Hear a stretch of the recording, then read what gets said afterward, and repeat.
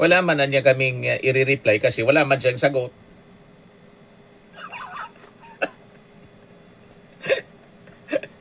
O, di ba? Di man in-address ni Sara yung reklamo. Yung articles of impeachment laban sa kanya, hindi man sinagot ni Sara. Nandun, motion to dismiss na agad. First part pa lang, first paragraph pa lang ng kanyang answer ad cotellam. Yung kanyang answer, hindi man sagot.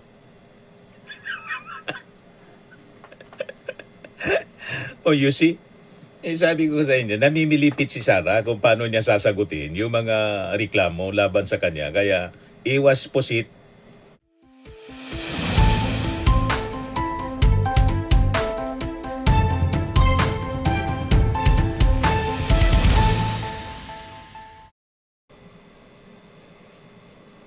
Hello po mga kababayan, si Dante Marabilla. So kanya-kanya nga pong reaction yung ating mga congressmen, pati complainants sa impeachment complaint laban kay Sara Duterte.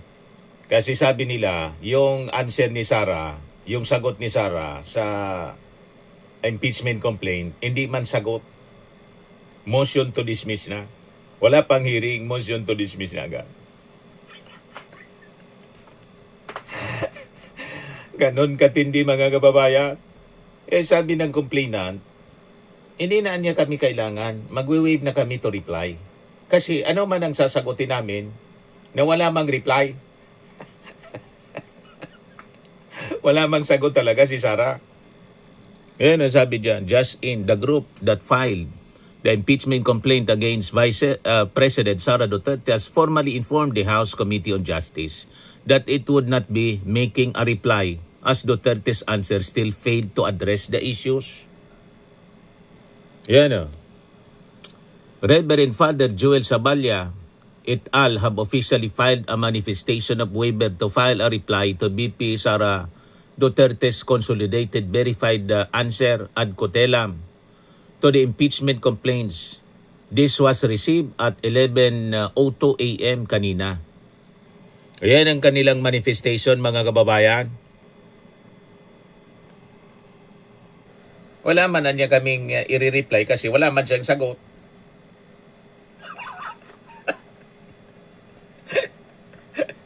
O, di ba? Di man in-address ni Sara yung reklamo. Yung articles of impeachment laban sa kanya, hindi man sinagot ni Sara. Nandun, motion to dismiss na agad. First part pa lang, first paragraph pa lang ng kanyang answer ad cotellam. Yung kanyang answer, hindi man sagot.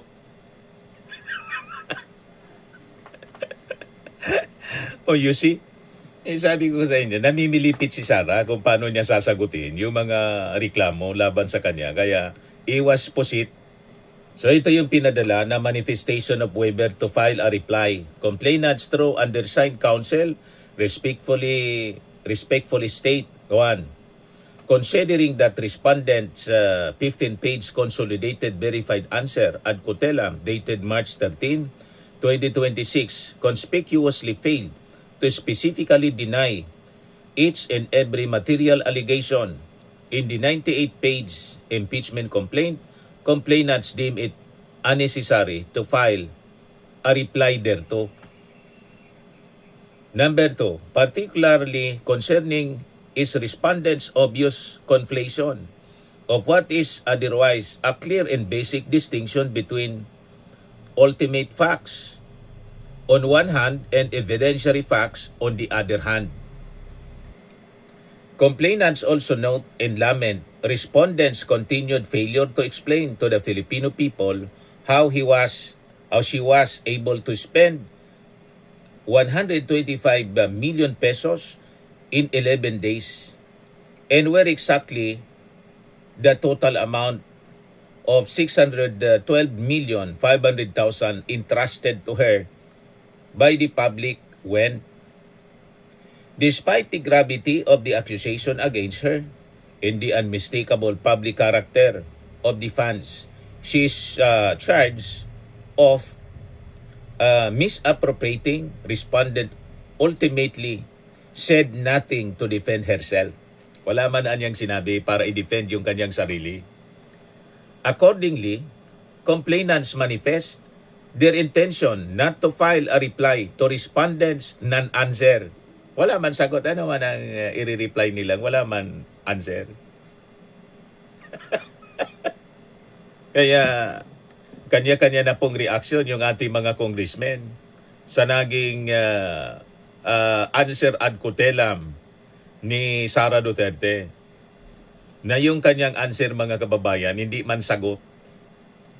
Wala man siyang sinagot. Hindi niya kasi kayang sagutin, mga kababayan. Napakabigat ng mga akusasyon sa articles of impeachment. Sabi nga ni Attorney Carlo Ibanez, napakahinaan niya ng naging sagot ng mga abogado ni Sara.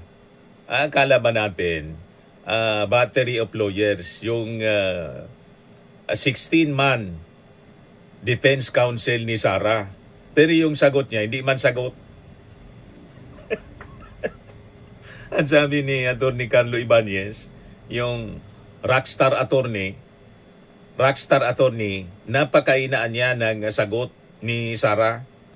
Ito, pakinggan ninyo sabi ni Attorney Carlo Ibanez. Na nga ng answer si VP Sara sa impeachment complaint. Ito ang mga depensa niya.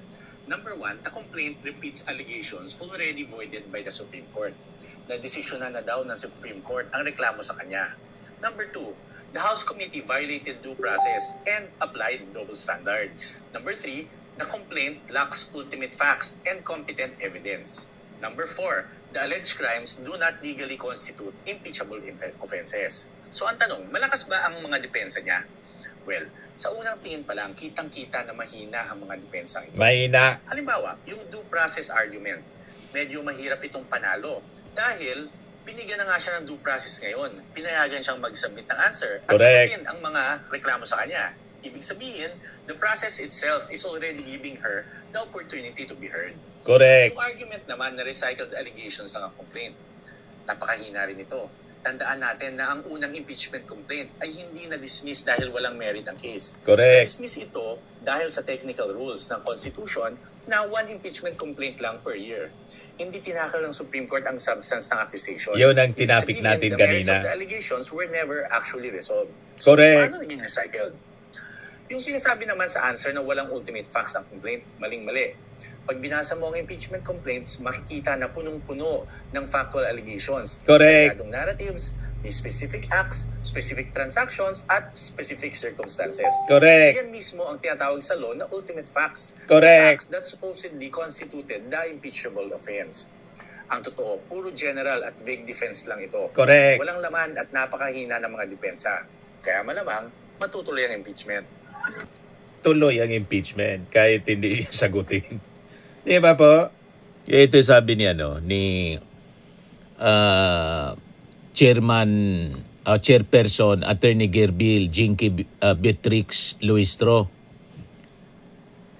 Sabi po ni Jinky Luistro, Vice President Sara Duterte's camp missed a crucial opportunity to directly address the allegations against her as impeachment proceedings move forward in the House. Luistro said the Vice President was given the chance to respond to the charges laid out in the complaints, but her camp failed to tackle the accusations point by point. Sabi ni Luistro, the public had long been waiting for clear answers to the allegations. Actually, sayang ang opportunity na sana na-address lahat ng mga alleged offenses in ground sapagkat ito yung matagal nang hinihintay ng ating mga kapwa Pilipino. Ang kasagutan sa mga allegations laban sa ating Vice Presidente.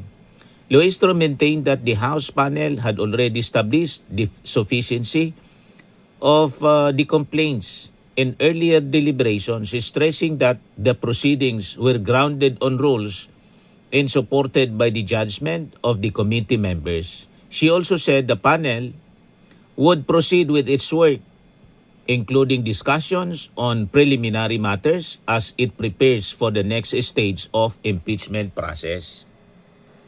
Kahit pa umiwas siya, mga kababayan, tuloy ang impeachment proceedings, mga kababayan. Hindi siya makakaiwas. Pag hindi niya sinagot, guilty.